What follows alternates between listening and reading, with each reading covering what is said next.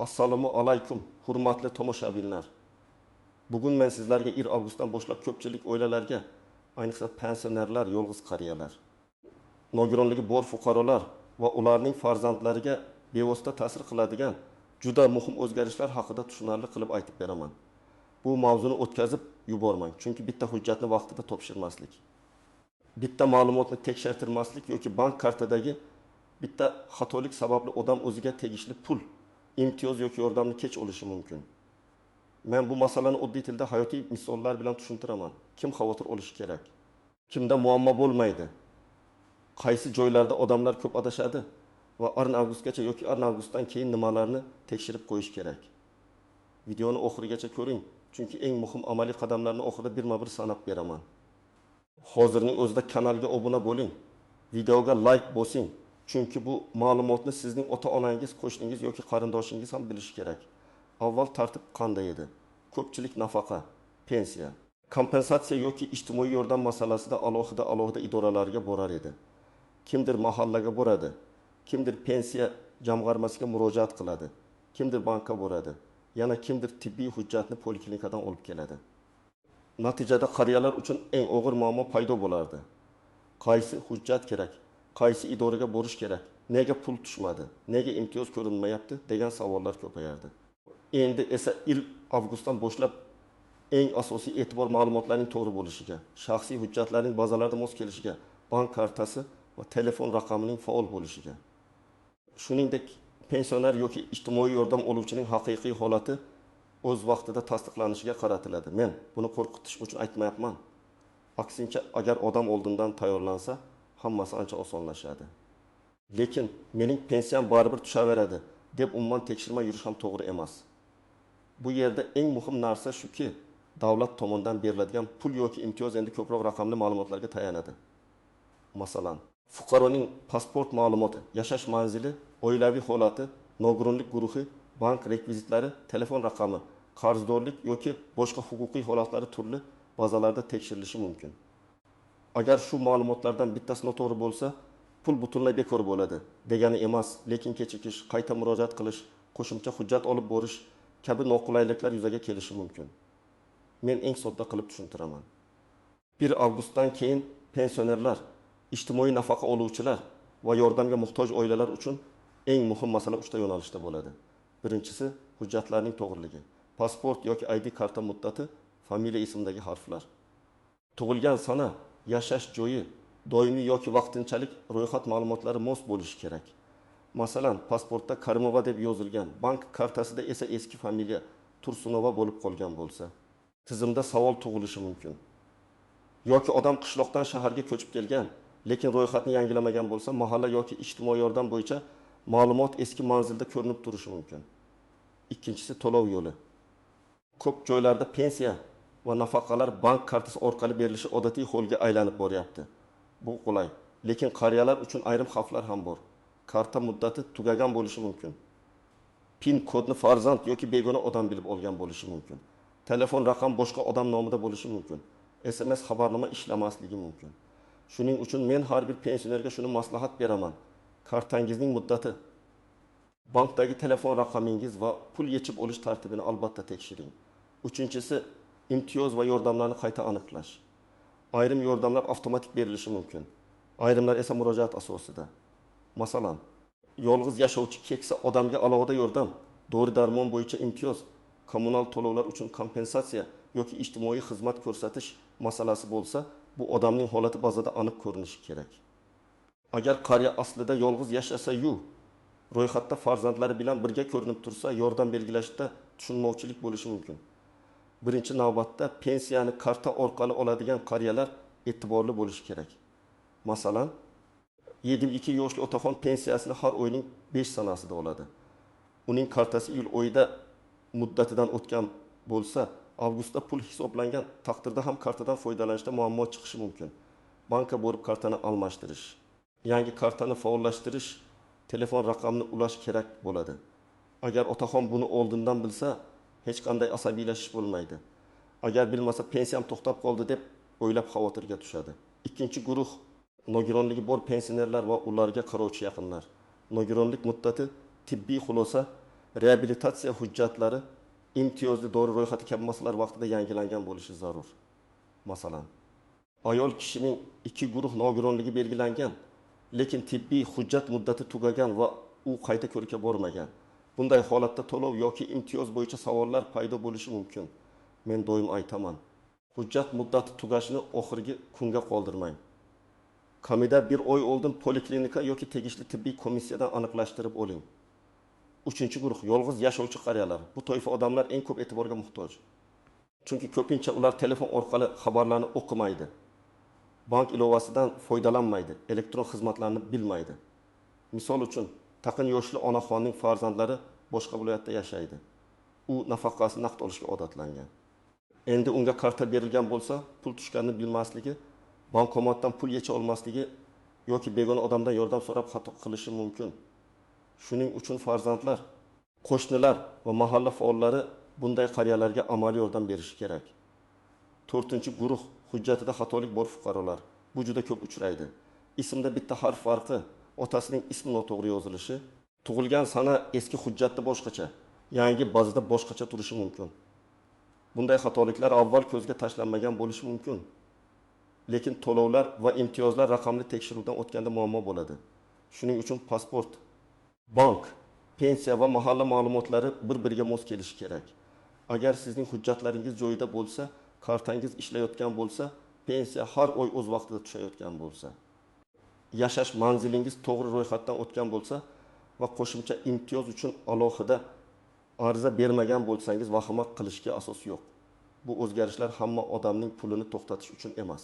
Asosiy maqsad tartibni aniqlashtirish, noto'g'ri to'lovlar va adashishlarni kamaytirish, yordam haqiqatan muhtoj odamga yetib borishini ta'minlashdir. Lekin xavotir olmaslik degani tekshirmaslik degani emas. Men oddiy misol keltiraman. Bir pensioner har oy 1.200.000 so'm pensiya oladi. Hammasi joyida. Lekin kartasi muddati 2 oy ichida tugaydi. U buni bilmaydi. Avgustda yoki sentabrda bankomat kartani qabul qilmay qolsa, muammo o'sha paytda boshlanadi. Agar u hozir bankka borib, kartani yangilatib qo'ysa, muammo umuman paydo bo'lmaydi. Yana bir misol. Kishi o'z uyida yashaydi, lekin ro'yxatda eski manzilda turibdi. Hozircha pensiya tushyapti, ammo kommunal kompensatsiya, ijtimoiy yordam yoki mahalla orqali beriladigan yordamga murojaat qilganda eski manzil sababli ariza cho'zilishi mumkin. Shuning uchun faqat pensiya tushayotganiga qarab xotirjam bo'lish yetarli emas. Barcha asosiy ma'lumotlar tartibda bo'lishi kerak. Keling, birinchi vaziyatni olaylik.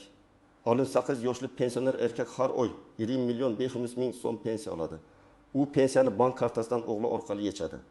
O'g'li yaxshi niyatda yordam beradi, lekin karta PIN kodini biladi. Telefon raqami o'g'lining nomida. Bir kuni bankdan muhim xabar keladi, lekin pensionerning o'zi bilmaydi.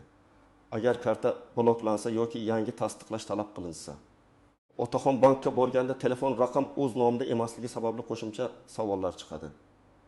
Shuning uchun eng to'g'ri yo'l, karta egasi pensioner bo'lsa, asosiy telefon raqam ham imkon qadar uning o'z nomida yoki ishonchli, rasmiy tartibda biriktirilgan bo'lishi kerak. Ikkinchi vaziyat, 74 yoshli onaxon yolg'iz yashaydi, lekin uy ro'yxatida nevarasi ham turadi. Nevara aslida boshqa shaharda ishlaydi. Onaxon yolg'iz qariya sifatida yordam so'raganda tizimda uyda yana bir kishi ro'yxatda bor degan ma'lumot chiqishi mumkin. Bu yordam berilmaydi degani emas, lekin holatni tasdiqlashga to'g'ri keladi. Mahalla dalolatnomasi, yashash holatini tasdiqlovchi ma'lumot, qo'shnilar yoki mas'ul xodimlar tekshiruv talab qilinishi mumkin. Demak, ro'yxatdagi odamlar haqiqiy yashash holatiga mos bo'lishi juda muhim. Uchinchi vaziyat. Nogironligi bor pensioner dori-darmon imtiyozidan foydalanadi. U har oy ma'lum dorilarni olishi kerak. Agar tibbiy ko'rsatma yangilanmagan bo'lsa yoki poliklinika bazasida eski ma'lumot turgan bo'lsa, dorixona yoki tibbiyot muassasasida sizning ma'lumotingiz ko'rinmayapti deyishlari mumkin. Bunday paytda odam asabiylashadi. Aslida muammo ko'pincha hujjatning yangilanmaganda bo'ladi. Shuning uchun vrachga ko'rinish, tibbiy hujjatni tekshirtirish va imtiyoz ro'yxatida o'zingiz bor yo'qligini aniqlash kerak. 4-vaziyat. Pensioner ayolning pensiyasi miqdori o'zgargan. U nega kam tushdi yoki nega ko'p tushdi deb o'ylaydi. Bunday holatda birinchi navbatda bankdan emas, pensiya hisob-kitobini ko'rish kerak. Chunki bank faqat pulni o'tkazadi, pensiya miqdorini bank belgilamaydi. Agar ushlab qolish bo'lsa, sababini aniqlash kerak. Ba'zida qarzdorlik, aliment, sud hujjati yoki oldingi ortiqcha to'lovni qaytarish kabi masalalar bo'lishi mumkin. Odam buni bilmasa, bank xodimi bilan tortishadi, lekin masala boshqa idorada bo'ladi. Endi eng ko'p adashtiradigan nuqtalarni aytaman.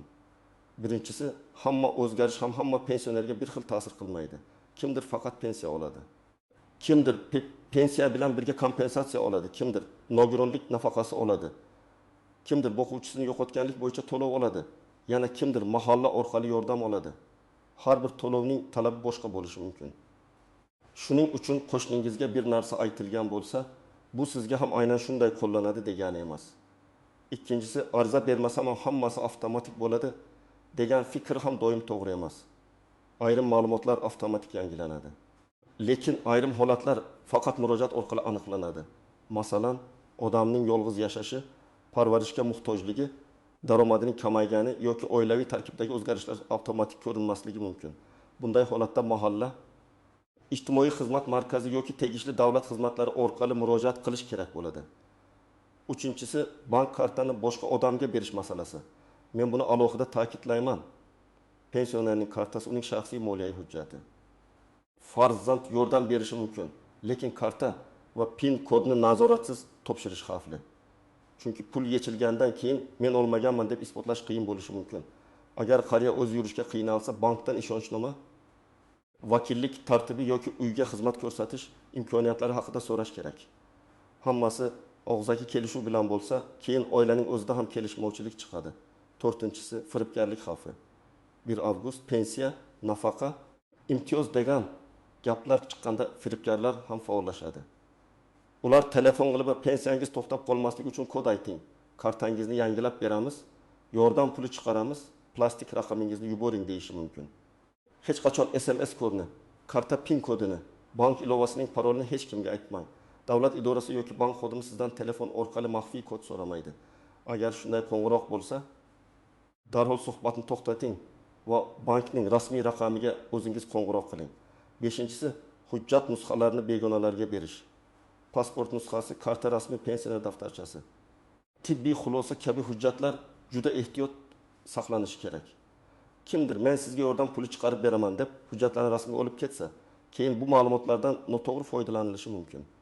Hujjatni faqat rasmiy idora, bank, mahalla yoki qonuniy vakil orqali topshiring. Endi amaliy qadamlarni aniq aytaman. Birinchi qadam, shaxsiy hujjatlaringizni tekshiring. Pasport yoki ID karta muddati o'tmaganmi, ism, familiya to'g'rimi? Tug'ilgan sana va JSHSH raqami hujjatlarda bir xilmi? Shuni ko'ring. Agar hujjat muddati tugagan bo'lsa, Davlat xizmatlari markaziga yoki ichki ishlar organlarining tegishli bo'limiga murojaat qilib yangilang. Ikkinchi qadam, bank kartangizni tekshiring. Karta muddati qachon tugaydi? Karta bloklanmaganmi? SMS xabarnoma ishlayaptimi? Bankdagi telefon raqami to'g'rimi? Pul tushganda xabar keladimi? Shularni aniqlang. Agar kartangiz muddati yaqin tugasa, bankka borib almashtiring. Bankka borganda pasport yoki ID karta, eski karta va telefoningiz yoningizda bo'lsin. 3-qadam, pensiya yoki nafaqa miqdorini tushunib oling. Agar oxirgi oyda pul odatdagidan kam yoki ko'p tushgan bo'lsa, darhol taxmin qilmang.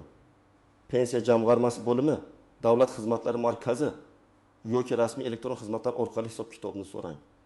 Nega bunday bo'ldi degan savolga yozma yoki rasmiy javob olishga harakat qiling. Og'zaki gap bilan cheklanib qolmang. 4-qadam, yashash manzilingizni tekshiring. Ayniqsa yordam, kompensatsiya yoki yolg'iz qariya maqomi bo'yicha murojaat qilmoqchi bo'lsangiz, ro'yxatda kimlar borligini aniqlang. Agar uyda yashamaydigan odamlar hali ham ro'yxatda turgan bo'lsa, bu masalani qonuniy tartibda hal qiling. Mahallaga murojaat qiling, kerak bo'lsa Davlat xizmatlari markazidan ma'lumot oling. 5-qadam. Tibbiy hujjatlarni tartibga keltiring. Nogironlik guruhi, imtiyozli dori, parvarishga muhtojlik, sanatoriy yo'llanmasi yoki tibbiy yordam bo'yicha hujjatlar bo'lsa, ularning muddati va bazada ko'rinishini tekshiring. Poliklinikaga borib oilaviy shifokor yoki mas'ul xodimdan aniq so'rang. Mening imtiyozim tizimda ko'rinadimi? Hujjatim muddati qachon tugaydi? Qayta ko'rish kerakmi?